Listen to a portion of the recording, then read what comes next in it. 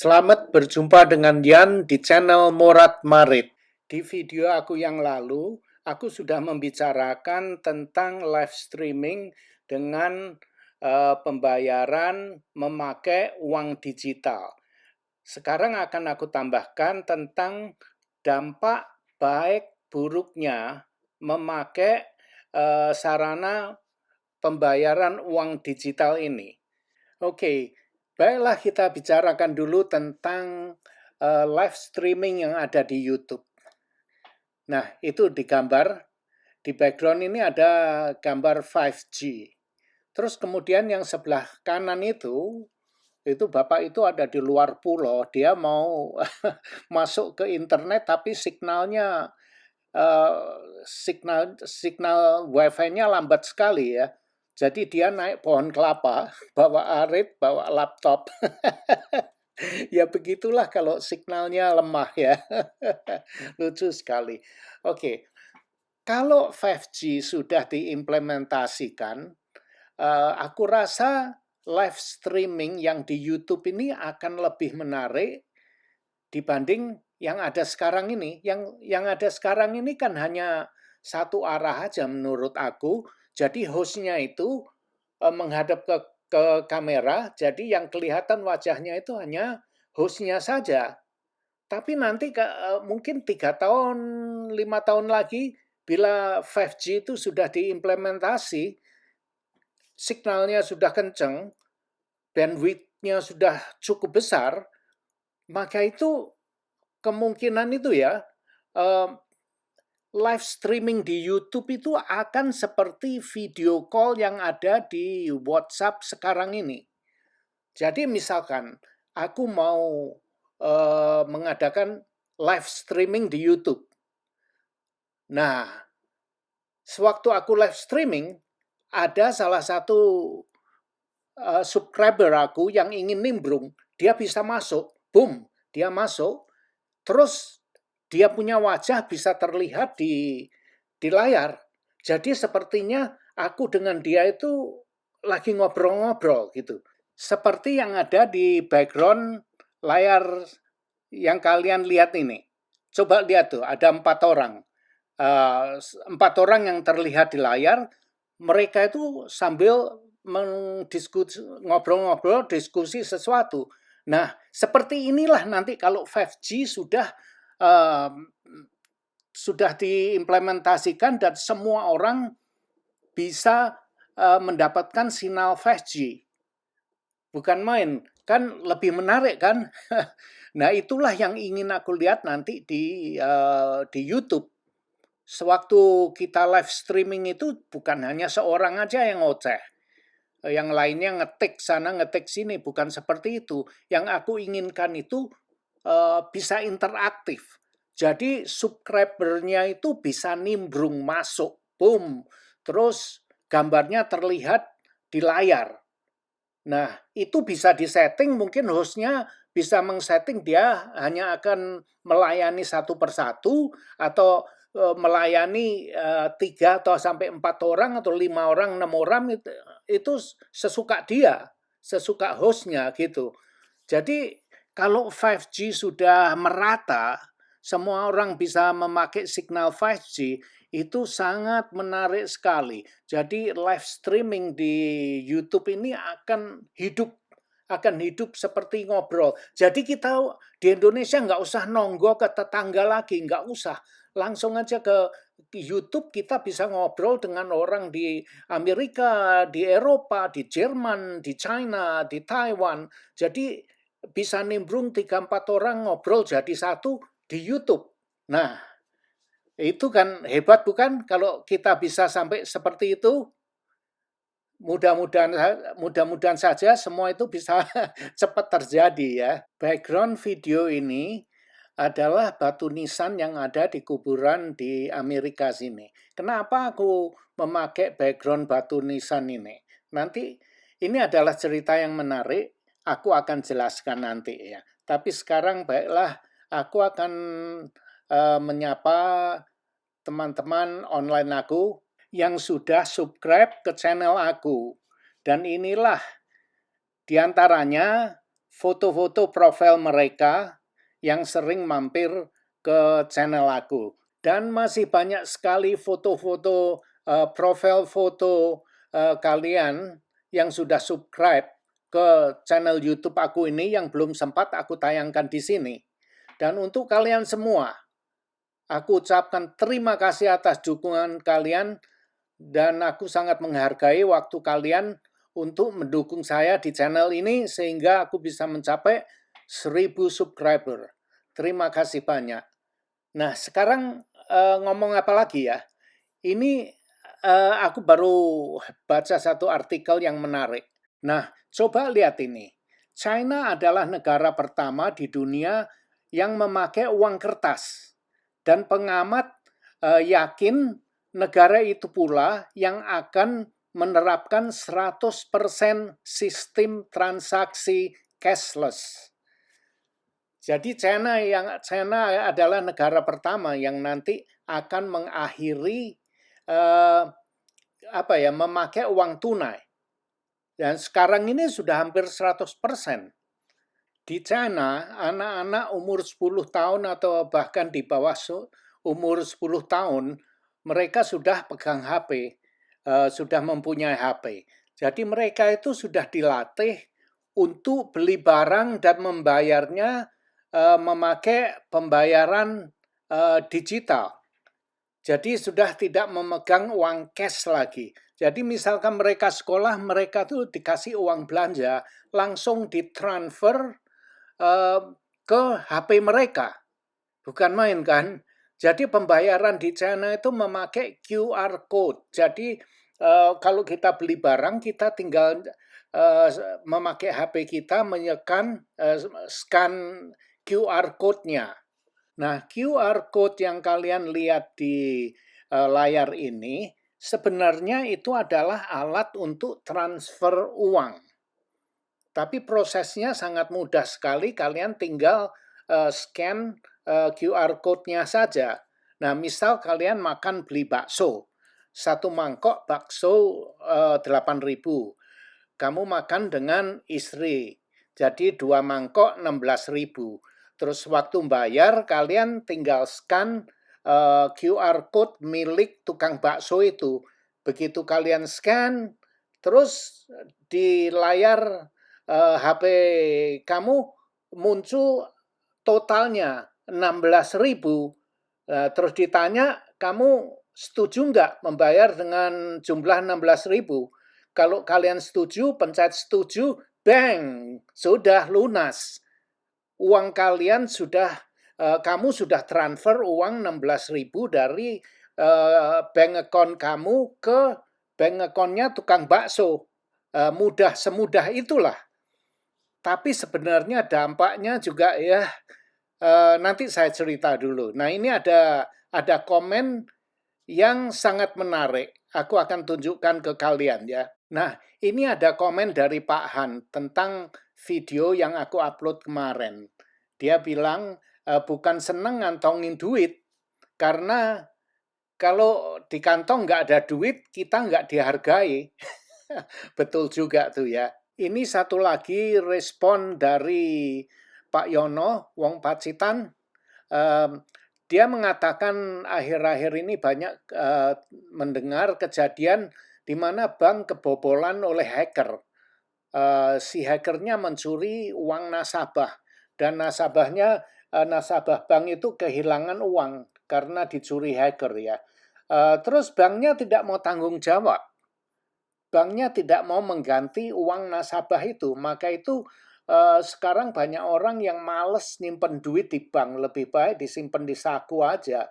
Nah, itulah salah satunya ketidakpercayaan rakyat terhadap institusi bank, sehingga itu juga memperlambat proses modernisasinya menjadi digital payment itu ya, memperhambat proses pembayaran secara digital itu mungkin ya. Masuk akal juga kalau mau dipikir. Nah, kalau di US begini,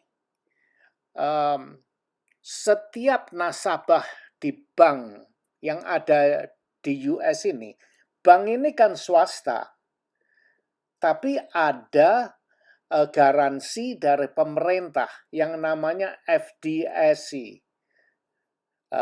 Ini adalah satu semacam asuransi, garansi akan ditanggung oleh pemerintah pusat, pemerintah Amerika. Oke, jadi setiap nasabah, setiap kepala nasabah yang kehilangan uang itu diasuransikan sampai ke 250.000 US dollar. Jadi misalkan ada nasabah punya duit di bank simpanan ya, 50.000 US dollar atau 100.000 US dollar. Terus kemudian kebobolan dihack dengan hacker. Hackernya itu dari mana nggak tahu, yang jelas duit nasabah itu diembat dengan hacker, hilang. Taruhlah misalkan aku punya uang 100 ribu, dihack dengan hacker, diembat dengan hacker, terus uang aku hilang, itu tenang-tenang aja, aku nggak perlu pusing karena pemerintah pusat, negara akan mengganti uang aku itu. Kalau uang aku itu 100.000 akan diganti 100.000. Negara akan menjamin sebanyak 250.000. Kalau di atas 20.000, misalkan uang kalian 300.000, diembat dengan hacker, pemerintah akan mengganti 250.000. Yang 50.000 dia tidak mau tahu. Pemerintah hanya menjamin sampai 250.000. Nah itu di Amerika sini. Masih untunglah kita di sini. Tapi kita ini pinter. Jadi kalau kamu mempunyai uang lebih dari 250.000, jangan didepositkan di satu account. Jadi pemerintah itu menjamin per account. Per satu account nasabah itu dijamin 250.000. Kalau kalian punya 300.000, ya disimpan buka satu account hanya 250.000 aja.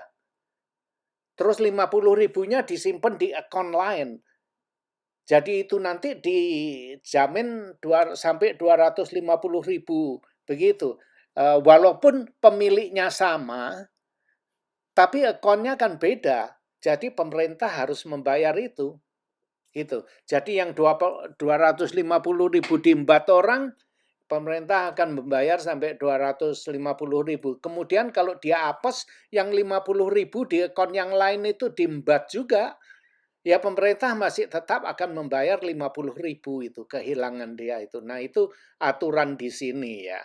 Kalau di Indonesia aku nggak tahu. Begitu juga credit card. Misalkan seperti aku punya credit card. Oke. Aku punya berapa kredit kan, nggak tahu ada berapa ya. Misalkan kredit card aku itu dicuri orang. Dicuri orang terus dibuat belanja sampai maksimumnya gitu ya. Misalkan aku punya maksimum 25.000, terus dicuri orang, diembat sampai dia belanja 250.000 atau 25.000, diembat sampai maksimum kredit card aku itu, hilang kan? Nah, itu bukan aku yang belanja, karena dibuat belanja di kota lain. Jadi kita lapor polisi dan dinyatakan itu bukan aku yang belanja, itu adalah dicuri orang. Aku melapor, kredit card aku itu hilang, maka itu aku tidak bertanggung jawab atas pencurian itu. Misalkan orang yang mencuri itu memakai kredit card aku, memakainya, dia bisa mencuri beli barang 25.000 gitu ya. Nah itu bukan tanggung jawab aku. Nanti credit card company itu yang akan memakan bertanggung jawab itu. Jadi aku dibebaskan dari kejahatan itu karena yang berbuat jahat bukan aku. Dan itu sudah dibuktikan, ada laporan dari polisi segala macam. Jadi aku bebas. Aku tidak harus membayar atau kehilangan duit lah. Nah, itu baiknya di sini seperti itu. Jadi peraturan itu betul-betul dijalankan begitu. Nah, kalau QR code itu bukan credit card ya. Itu adalah memakai uang kalian sendiri seperti uang cash.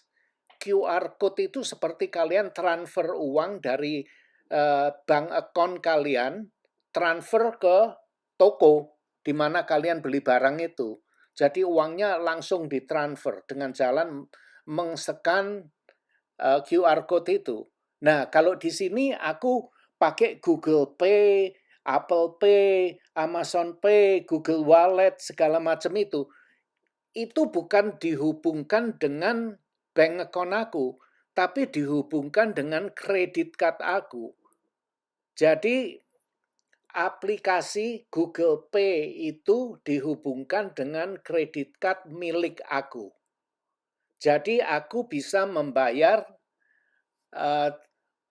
dengan aplikasi HP, aku bisa membayar uang belanja aku. Misalkan aku ke toko, aku lupa kredit card aku bisa memakai HP aku, memakai aplikasi yang namanya Google Pay atau Apple Pay, aku bisa membayar menggunakan HP aku.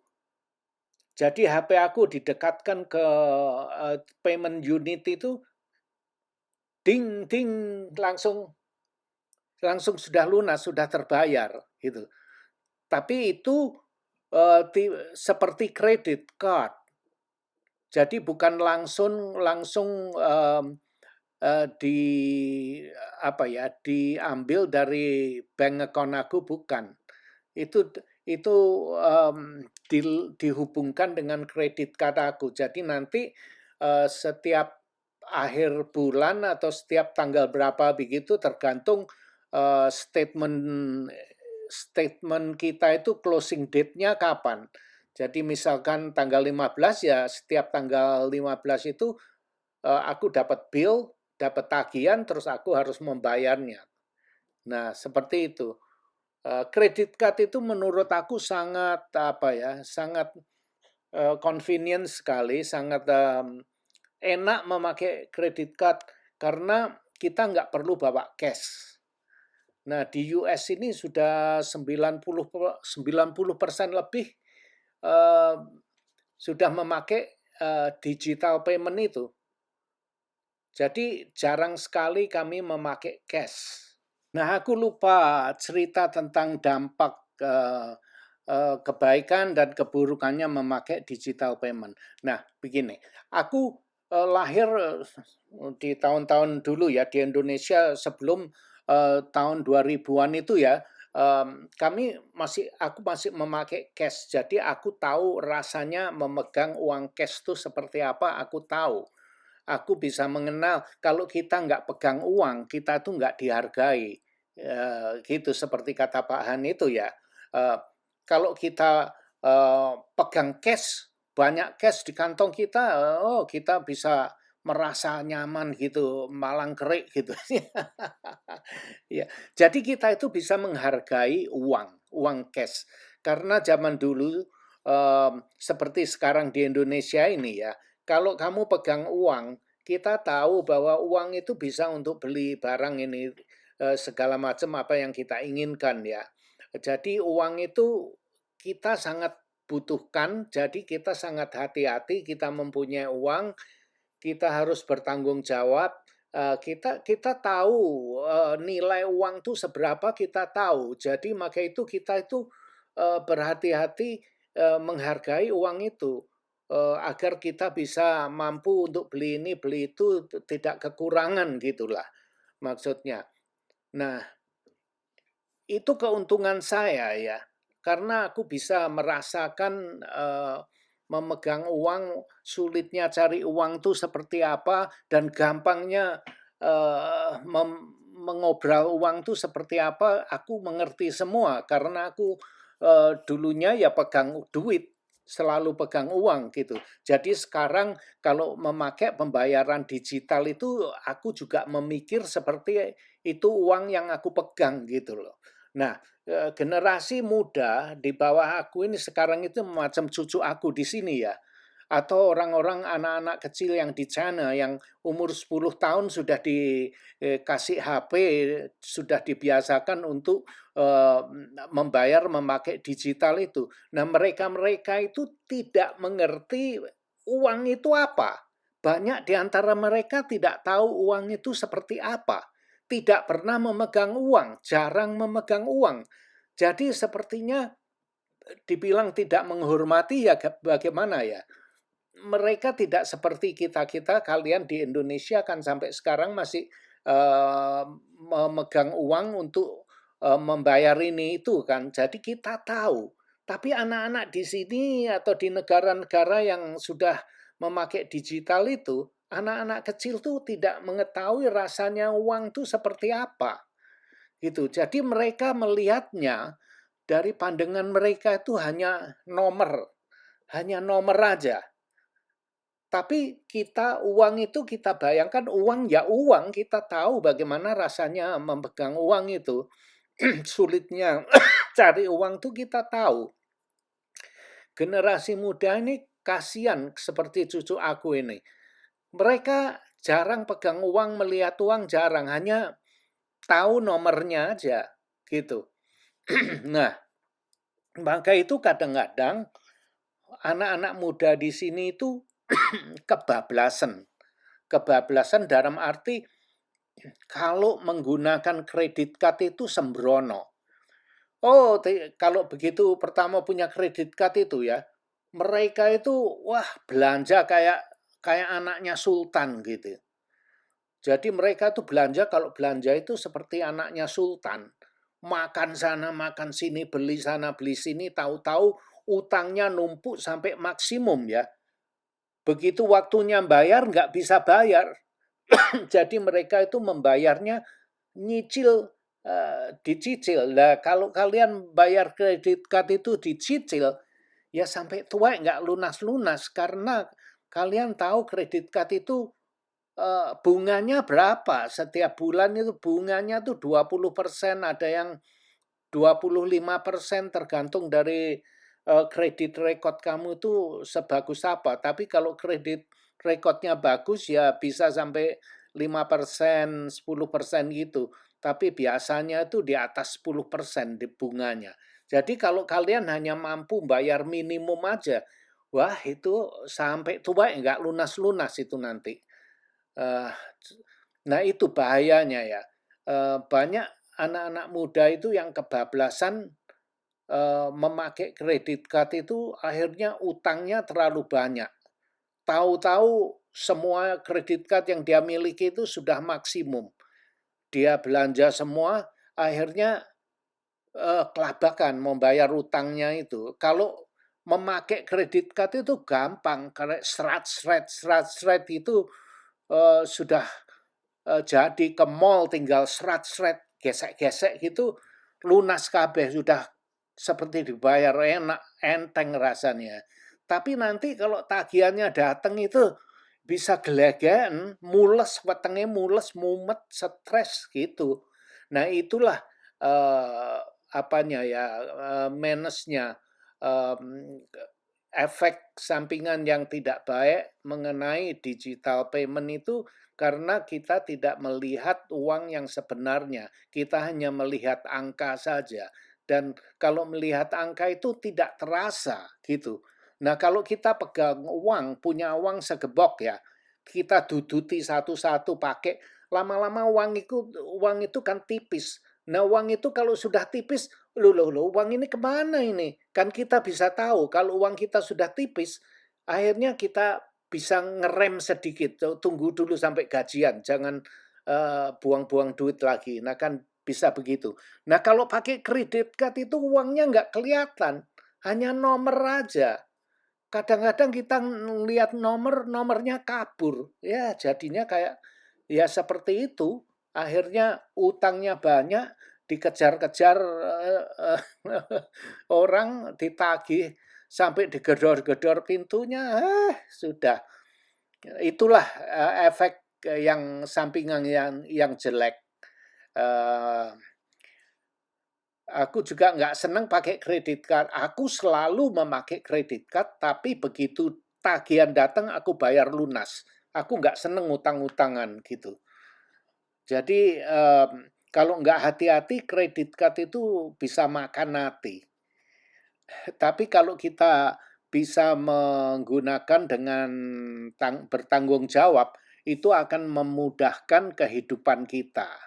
Nah, kembali ke batu nisan ini. Kenapa aku senang kasih background ini dengan batu nisan itu? Coba lihat itu indah, terbuat dari marmer itu. Cuman aja jarang dicuci, maka itu warnanya seperti itu. Nah, dulu aku pernah tinggal di State of Louisiana ya. Di sana itu State of Louisiana itu negara bagian Louisiana di New Orleans sana, daerah sana. Di situ mayoritas orang Katolik. Jadi kuburan orang Katolik itu indah sekali, seperti museum. Bukan kita seperti masuk ke kuburan. Kalau kita datang ke kuburan tuh seperti kita masuk masuk ke museum, sebuah museum begitu. Karena banyak patung-patung santo ini, santo itu, Saint Joseph, Saint Michael, semuanya ada semua di sana ya. Jadi apalagi kalau malam, dulu waktu masih muda itu aku seneng blusak-blusuk ke makam itu jam tengah malam. Tengah malam pada waktu bulan purnama. Waduh itu suasananya itu asyik sekali. Dengan gelap tapi tidak gelap, cukup dengan penerangan dari bulan purnama itu indah sekali. Terus kita masuk dengan lihat patung-patung putih yang seperti marmer itu ya, seperti malaikat yang turun dari kayangan. Bukan main indahnya. Jadi perasaan kita itu indah, tapi ketir-ketir gitu, ngerti nggak? Ketir-ketir itu apa? Setengah takut, tapi indah sekali. Jadi rasa takut itu tertutup dengan keindahan itu. Jadi bukan main, bagus sekali lah, sulit menjelaskan. Nah, kalau kuburan orang Protestan tuh ya hanya salib-salib dari peninggalan gotik. Salib macam gotik yang kalian lihat di belakang ini nanti aku tunjukkan. Nah, ini adalah gambar-gambar gargoyle. Gargoyle itu sangat menarik sekali. Ini adalah cerita-cerita legendaris menurut kepercayaan di sini ya, menurut dongeng. Gargoyle itu kalau pagi hari, siang hari, itu adalah makhluk yang berbentuk batu, terbuat dari batu. Tapi mereka percaya pada malam hari, mereka menjelma sebagai makhluk yang serem sekali, tapi bukan setan. Makhluk penjaga gedung, penjaga misalkan castle kita itu, kastil atau apa kalian bilang. Jadi mereka melindungi properti milik kita sebagai pelindung gitu. Nah, coba lihat ini, kalian bisa lihat bagus-bagus kan itu batu nisannya, masa medeni, enggak kan? Kadang ini lihat ini malaikat yang sedih gitu, anak kecil kadang aku nggak tahu kenapa kok. Kalau di sini aku tidak takut jalan-jalan ke kuburan, nggak takut. Ini kuburannya anak kecil ini. Melihat ini agak nerongso sedikit ya. Aku senang jalan-jalan ke kuburan orang-orang Katolik. Sangat indah sekali, banyak patung-patung marmer yang gimana ya, sulit melukiskan keindahannya. Kenapa aku senang juga aku nggak tahu ya. Apa itu, suasananya kuburan di sini itu tidak terlalu menakutkan seperti kalau di Indonesia aku ke kuburan tuh kok takut ya.